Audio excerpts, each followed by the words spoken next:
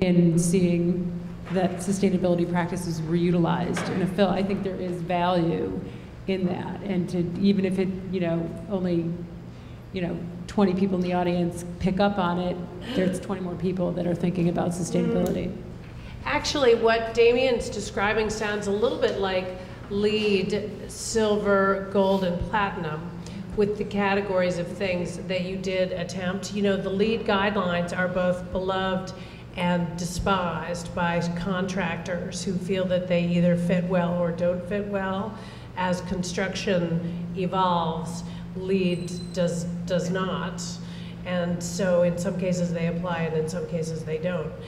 But nonetheless, you've got to say that for the last 10 years, the LEED standards and the Green Building Council have had a tremendous amount of impact, and a silver, gold, and platinum certification still has a lot of value for landlords and building developers. And maybe that's the kind of thing that could be an interim, not certification, but at least standard for us, while movie makers are trying to get some kind of recognition for their achievements in a green area without interrupting the flow of creativity and budget and the other things that are essential to the making of a movie. So, I don't know, to be continued. Oh, is he ready? Go for it. Hey, Bruce, go for it. Bruce, good to see you.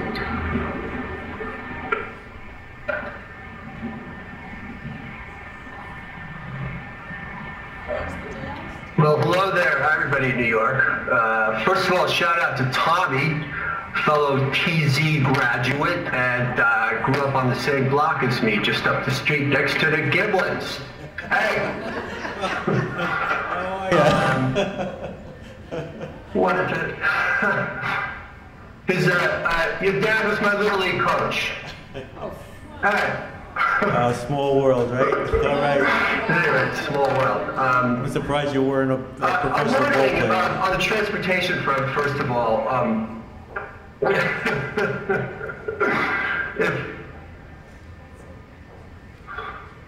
well, with your dad as a coach, I'm surprised too. It probably was my fault. On the transportation front, there's obviously a lot of gains to be made there in the green respect. I wonder, first of all, have you ever had an opportunity to look at any of the Vision trucks, which are hybrid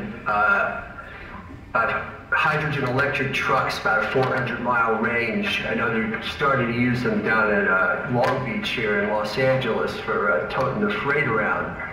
Just the specifications, in terms of how they might work with film productions, and also in terms of campers, honey wagons, stuff like that. Are you aware of anybody that might be looking at that from a ground-up respect in terms of designing something that's well insulated, that's got thermal windows, the sorts of things we're starting to see put in houses and apartments?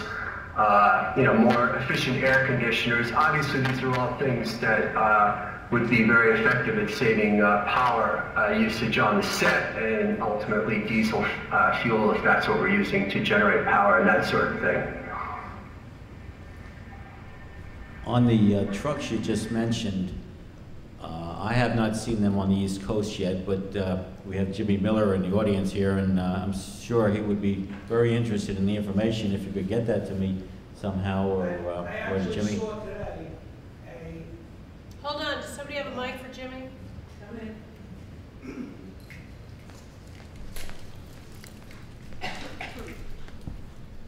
I actually did see one today. It's a garbage truck in New York that's set up, and it's hybrid, and I actually spoke to the guy.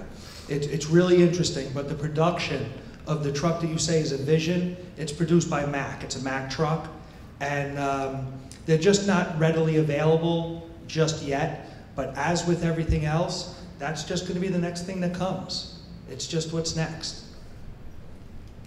Yeah, I've also read about some of the hydrogen fuel cells that they're starting to put in the cars, but they're still experimental in many respects. I would like to see them in the 15-passenger vans, because those are real gas guzzlers.